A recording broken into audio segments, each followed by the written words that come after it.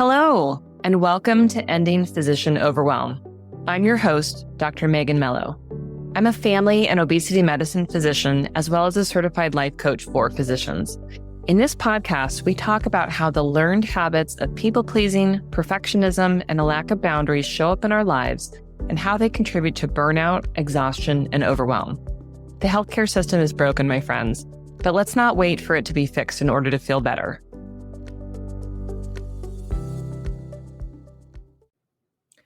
Hello, my friends, and welcome to today's episode. Today, I'm sharing 10 ways that I am trying to combat my own cynicism. We're going to talk through it, and we're going to be in this space together, navigating what I think is a very challenging time for most physicians and healthcare professionals. So right now, as I'm recording this in mid-February of 2025, we are essentially just a month in to a very difficult transition in our government in the United States. And I don't really need to belabor it. I don't mean to dwell on really the politics of it, but I think that we can acknowledge that there is truly unprecedented change going on right now. And whether you lean towards the left or the right, or, liberal or conservative or Republican or Democrat, I will say that some of the things that are currently being eliminated, slashed, actively investigated and rooted out are things that most of us as physicians hold to be sacred. And I think, unfortunately, that is going to get worse and not better in the near future. So I'm going to invite you, if you strongly disagree with what I just said, that this is probably not the space for you. We are not going to do a deep dive into the politics here. That's not my jam. That's not what I consider myself to be expert in. But what I want to talk about, what I want to focus on, is related to burnout. It's a part of burnout, and it's something that feels pretty rife and strong in my world right now. And so we're going to dive into that. All right.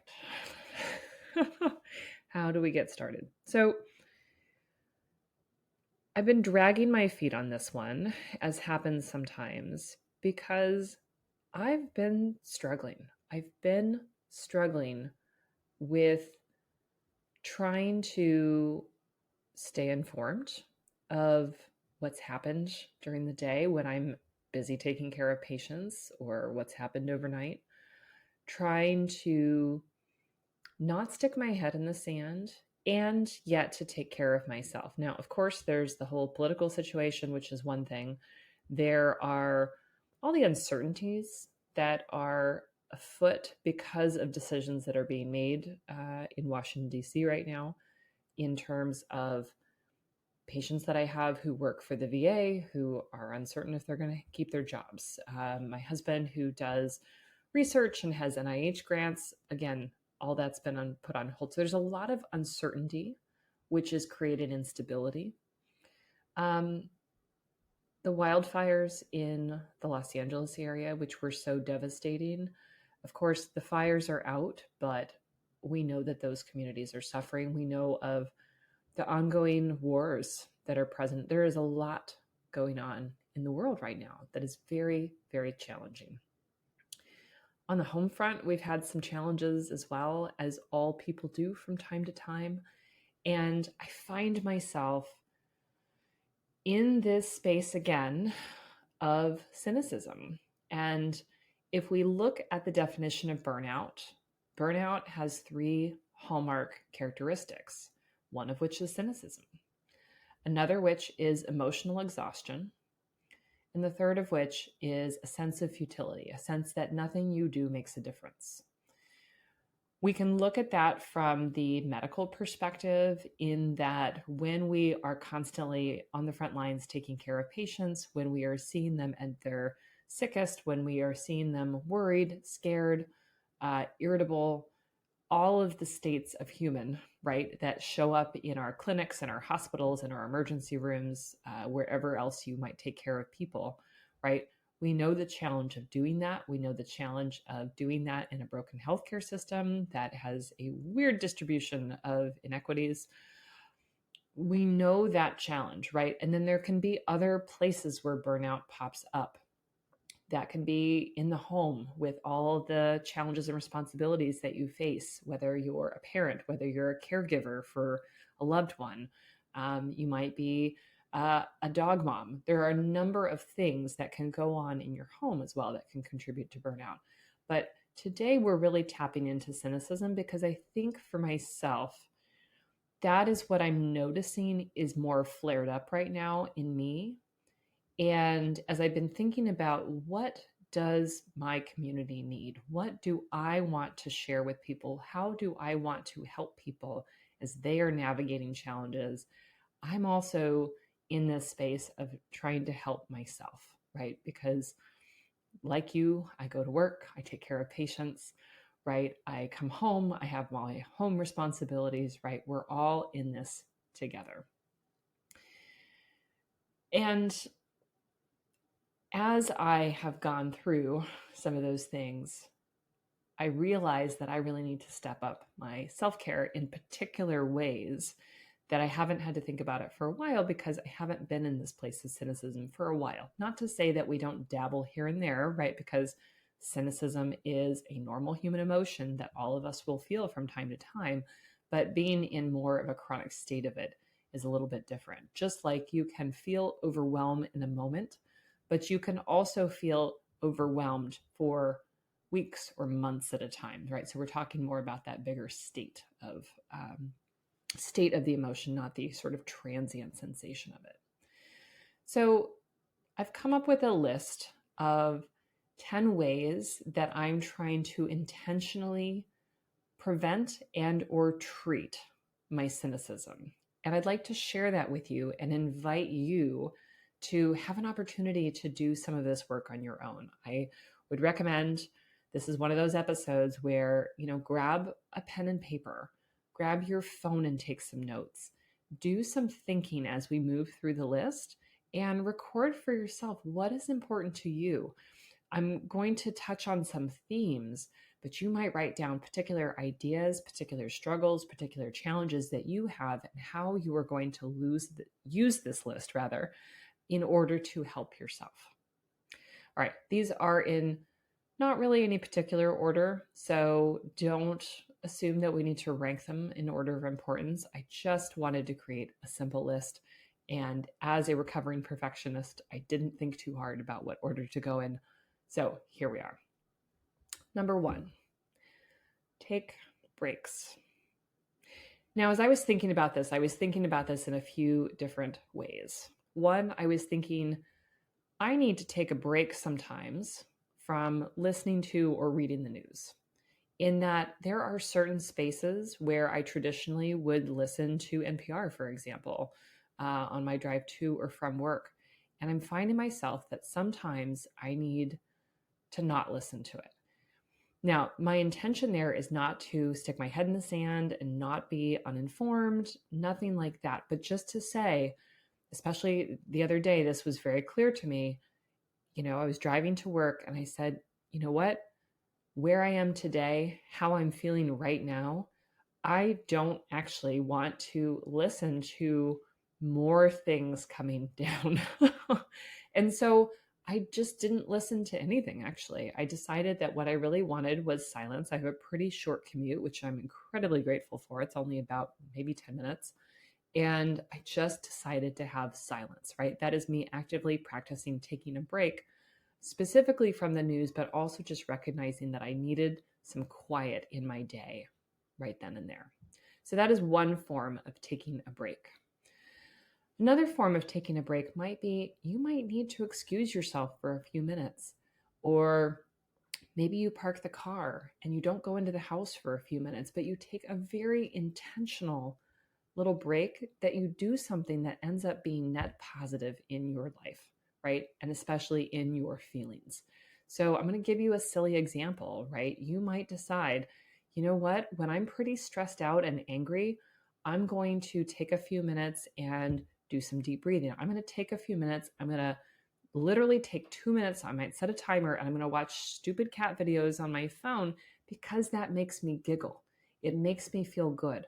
Now, I'm not doing that to procrastinate, right? If you tend to procrastinate and put things off and not attend to them, or you've got a pile of notes and you pull out your phone and you start looking at cat videos and suddenly it's 3 hours later. That's not what I'm talking about. What I'm talking about is taking a small little break of time to do something for yourself that is net positive. So again, set a timer, decide you're intentionally going for something that is going to bring you, joy, laughter, delight, whatever it is, as a break before you go back to something that you need to do, something that has to happen like the rest of your clinic day or the rest of the hospital patients that you're rounding on, dealing with bedtime, like whatever it is. Take a little break. What is that going to look like? Where do you need those breaks? What will you do that is net positive in those breaks? Number 2, focus on the fundamental basics. We've talked about this before. We need to be sleeping. We need to be feeding ourselves. We need to be feeding ourselves, in particular, I would say healthy food, right? Not just donuts and coffee. That doesn't work for very long. And we need to be watering ourselves. Now, the reason I say this, we have all experienced sleep deprivation, hunger, dehydration. I'd love for somebody to do a study about how many physicians have kidney stones and recurrent bladder infections from not drinking enough water and going to the bathroom enough. I know that has come up in some of my patients who have been bus drivers, right, where it's difficult to access a bathroom. No one's going to fund that study, but here we are. We need to take care of our basic needs, especially when we are in a period of great cynicism. And, if you want to substitute other words, if there's some other word that makes more sense to you, cynicism and overwhelm, for example, are not the same, but you might find that you're in more of a state of overwhelm, more of a state of frustration. I invite you to use whatever word makes sense, but we need to focus on those basic human needs and getting as much sleep, as much healthy food, as much water as you need. All right, what's next? Number 3, connect with loved ones. Now, you know who your loved ones are, and this is different from just connecting with people. Connecting with people who already are in your life, who are important to you, that you love, setting intentional time with them, right? Inviting them to share specific time, put away your phone, be in community with them, right? So you're talking, you're walking together, like whatever it is, but be present with them, right? And feel that connection.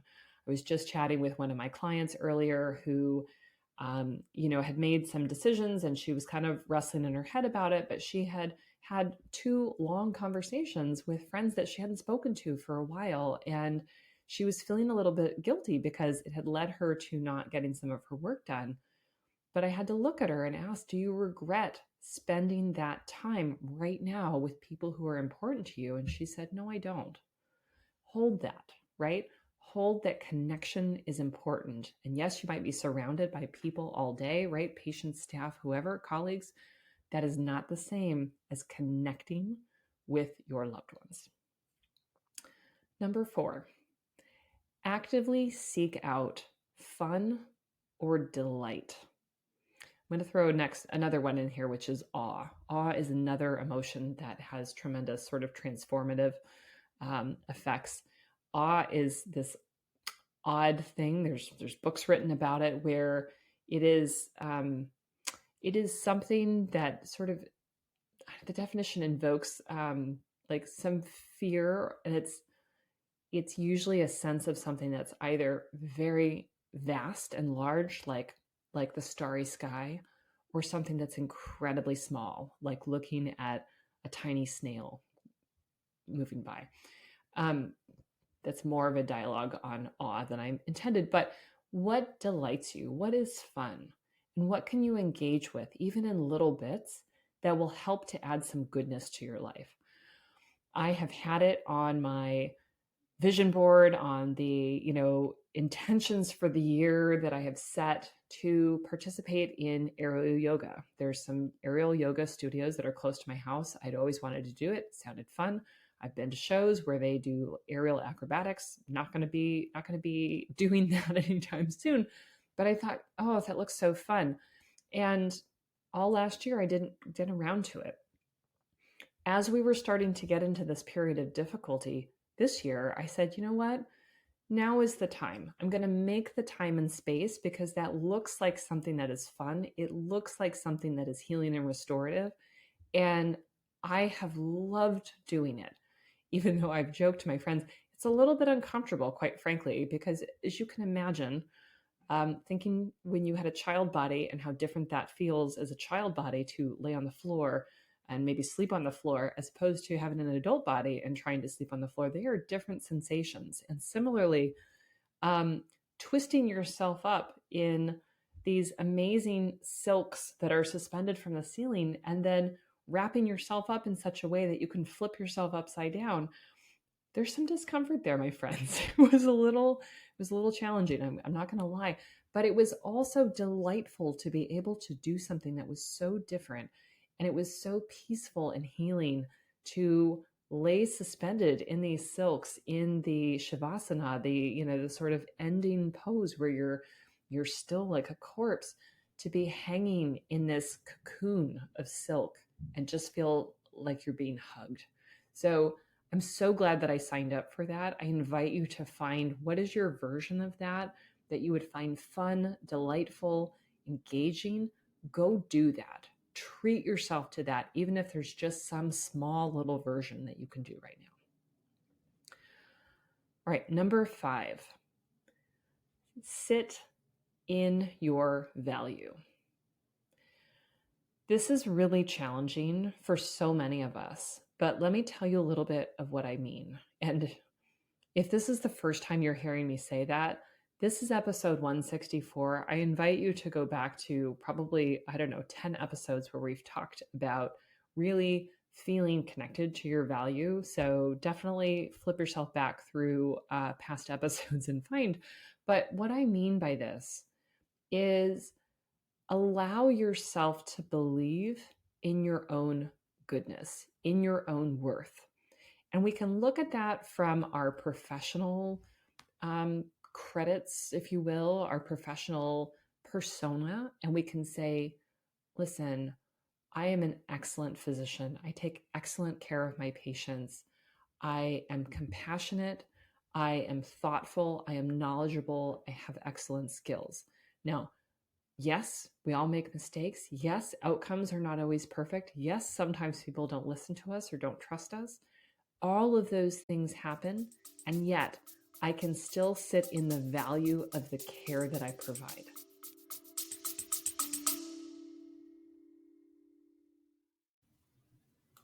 Psst. Hey friends, Megan here, interrupting myself with an important message for you. This system, this broken healthcare system that we work in, wasn't built for you.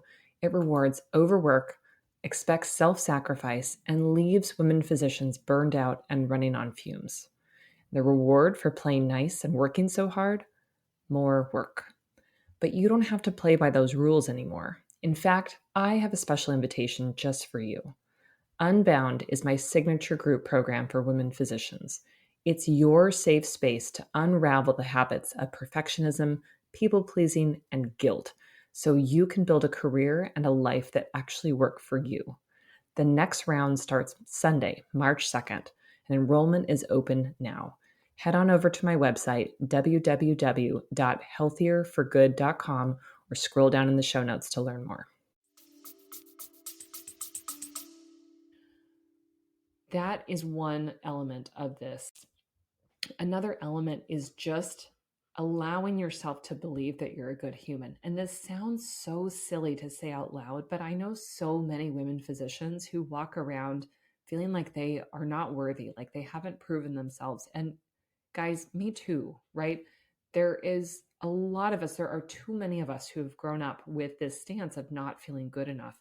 And we always thought we would feel better once we accomplished X, Y, or Z thing. We need to start practicing believing in our value and goodness now. Now, one version of this is to accept compliments, to really allow people to say kind things to you, to allow the words and the gratitude to come into your body and really feel it. So one way that I practice this is that when one of my patients says something nice to me and that, or they thank me or something, is I actually sit back a little bit and I actually kind of put my hand on my chest and I say, thank you so much. I'm gonna really feel that. I'm gonna like really let that in. And it's just a little shift in practice, but it forces me to pause a little bit and to be open to receiving the gratitude. When we're feeling really cynical, right, we are so apt to just bounce that person's gratitude right off.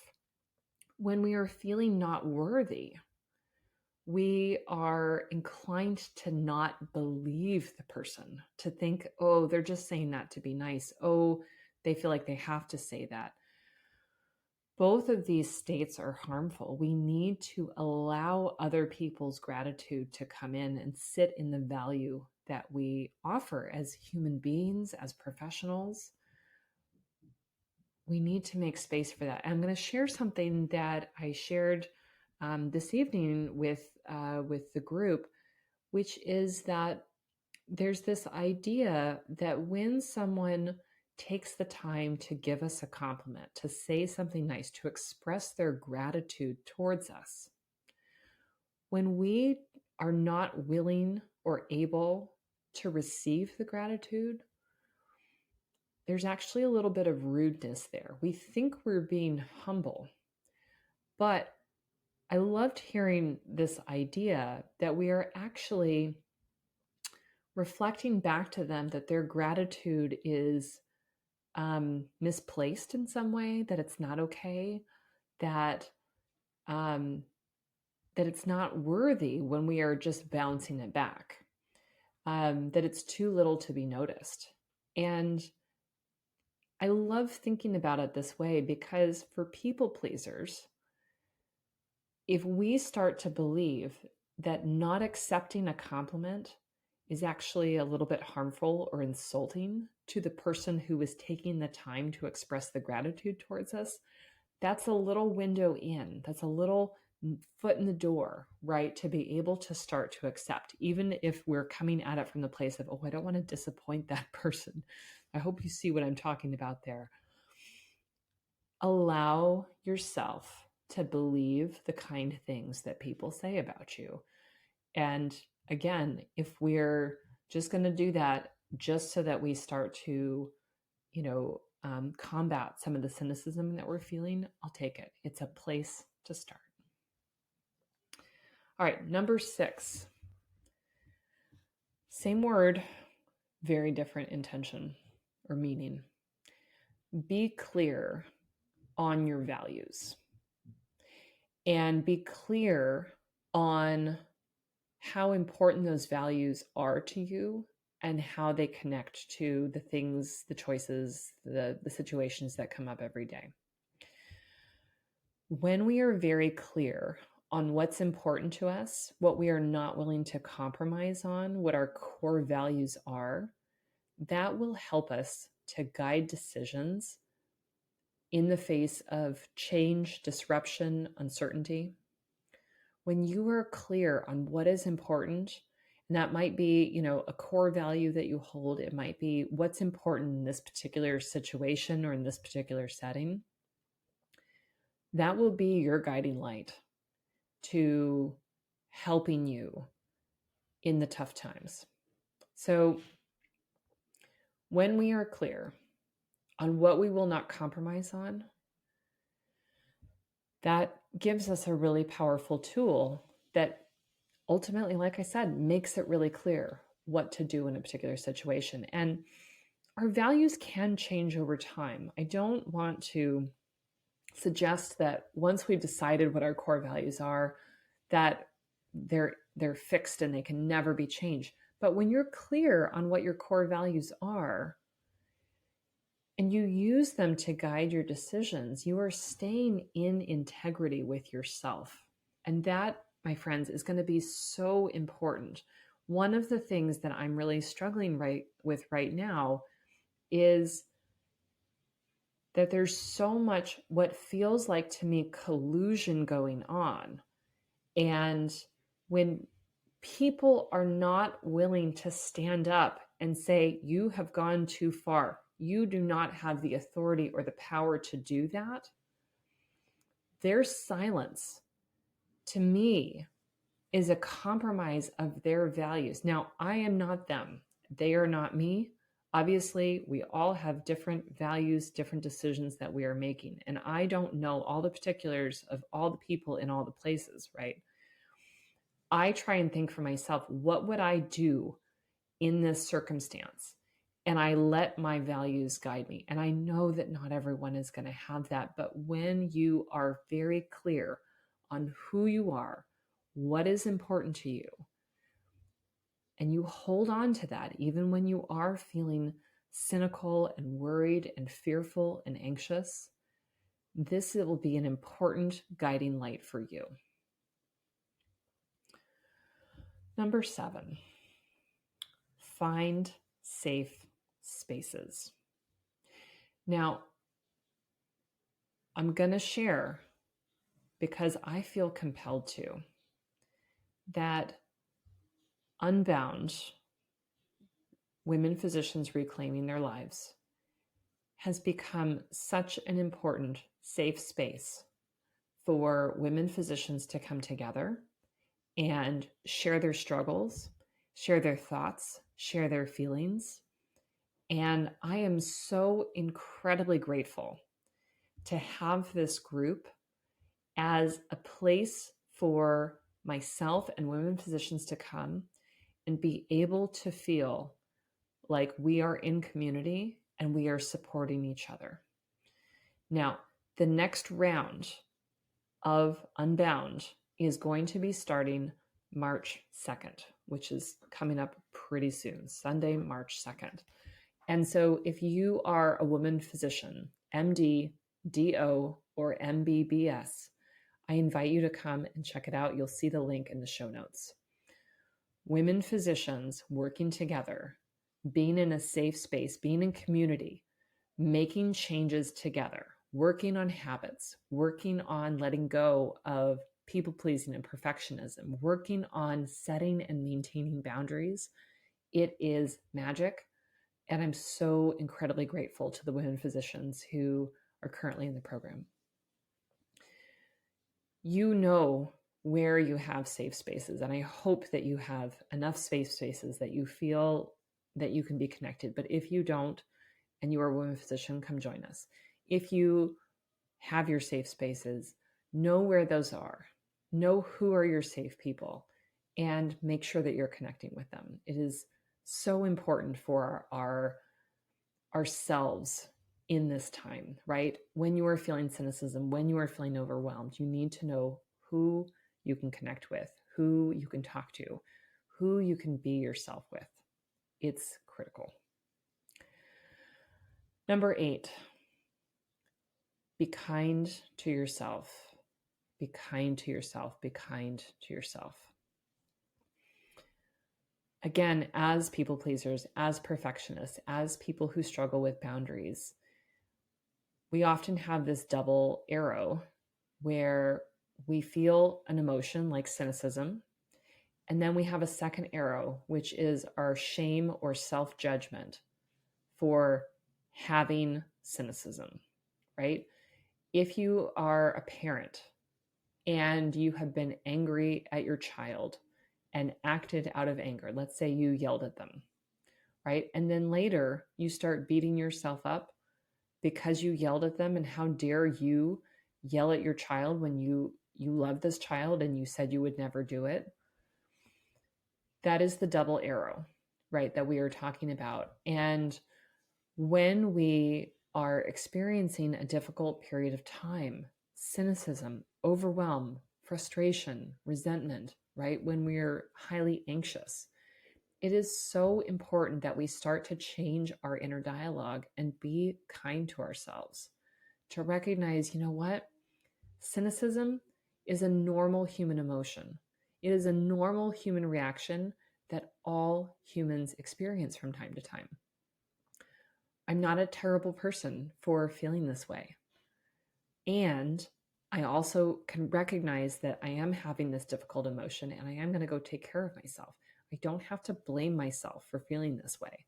Do you see that there is an important difference here of proactively working against the second arrow? We can't always prevent the difficult emotions. We're humans. We are going to have the full range of human emotions. And I don't think that really we would have complete lives if we never encountered some of these difficult emotions, right? If you never felt angry, never felt fearful or anxious or worried or cynical, I don't know who has that kind of life. We can do our best to recognize our emotions, to take care of ourselves through the difficult emotions, but we will do our best when we are being kind to ourselves. All right. I'm going to move on because I could talk about that for a really long time. Number 9, pay attention to your batteries. That could be your people batteries. That could be your bandwidth batteries. That could be your just energy batteries. I know for me, I am going to bed earlier. I am sleeping more. I am taking breaks from people, right? And getting more quiet time because that is what I need. And I'm not always perfect about noticing where my battery levels are at, but I'm getting better at it. And I think you can too. When you are just so cranky, right? Irritable, cynical, sarcastic, right? Notice what's going on and notice what you need and start working on it, right? This links into focusing on the fundamentals, but this is the more noticing and deciding to do something different than the active, focusing on. They're related and they're different. All right, number 10. Now, number 10, I want you to listen to me because when you're feeling cynical, it's going to flare you up. I want you to be kind to someone else. Now, what do I mean by that? So you might hear that, especially when you're deep in your cynicism, and you might say, what do you mean be kind to someone? I'm nice to people all the time. I help people all the time. That's what I do. That's what we do. Don't be an idiot. I hear you, cynicism. And what I mean is different, right? Because we help people. We listen to people. We evaluate people. We treat people, right? We do a lot of things. And, our work is very people focused. People generally, hopefully, see us as kind-hearted human beings who are serving humanity in a very distinct way. That's different from being kind to someone, though. Actively doing something kind takes some thought, and it's a different beast. So I want you to hear me when I say be kind to someone, and I want you to think of something you've done in the past several weeks, or maybe you can think of someone who has been kind to you. Maybe somebody came by your desk and brought you a fresh, hot cup of coffee, right? They took the moment to be kind to you. Maybe someone saw you struggling with a whole bunch of things in your hand, right? And held a door or took some things off of you, right? Same way, you can do something kind for someone else.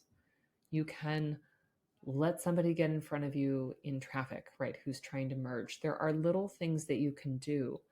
And when we actively do something kind for someone else, we actually get as much of a boost as they do. We don't control what they feel, We don't control whether they notice. What we do control is the positive emotion that we generate for ourselves when we are kind to someone. There's positive psychology that shows this. I think the studies are pretty interesting, but I just want you to go with me and just know that it's true. You can probably tell me 10 different instances without even thinking about it of places where you have been kind to people at work and not at work, and how that landed on you, how it made you feel. So here I'm asking you to put that in your anti-cynicism plan and intentionally be kind to people.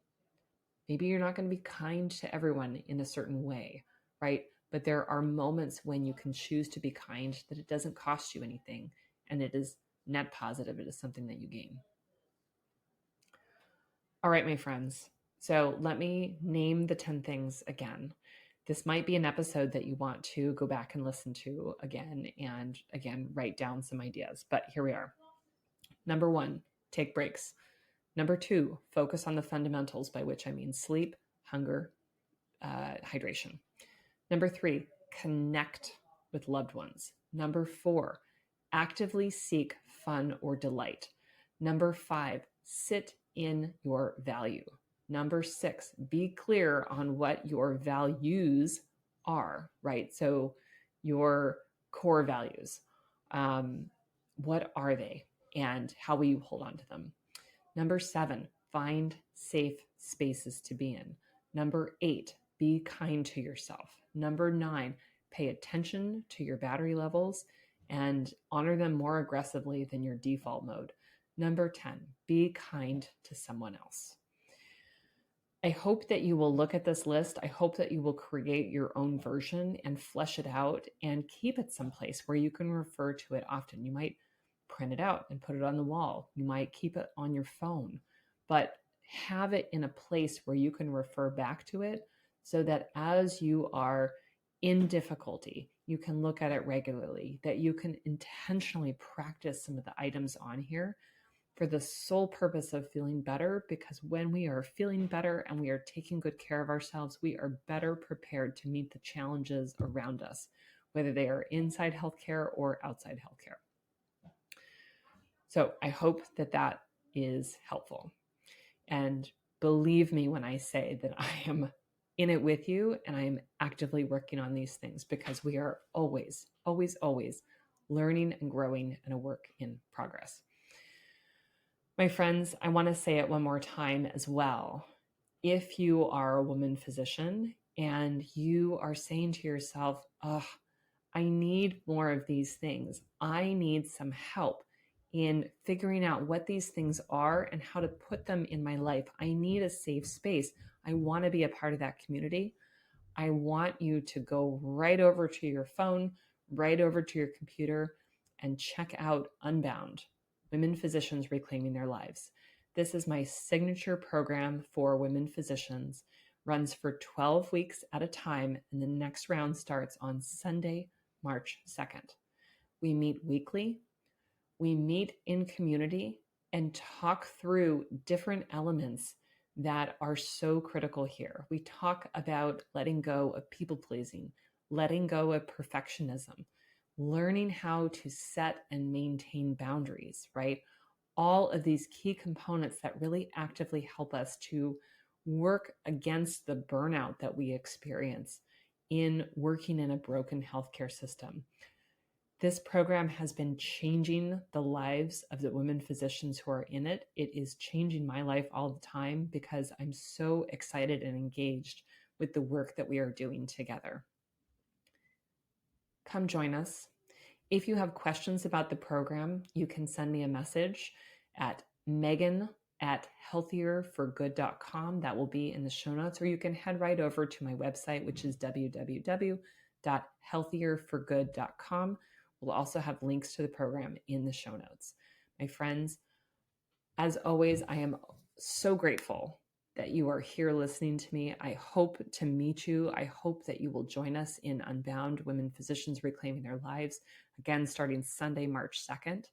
Until next week, take good care of yourselves.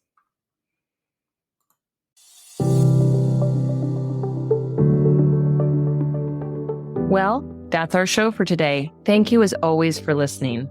To learn more about my coaching programs, head to www.healthierforgood.com.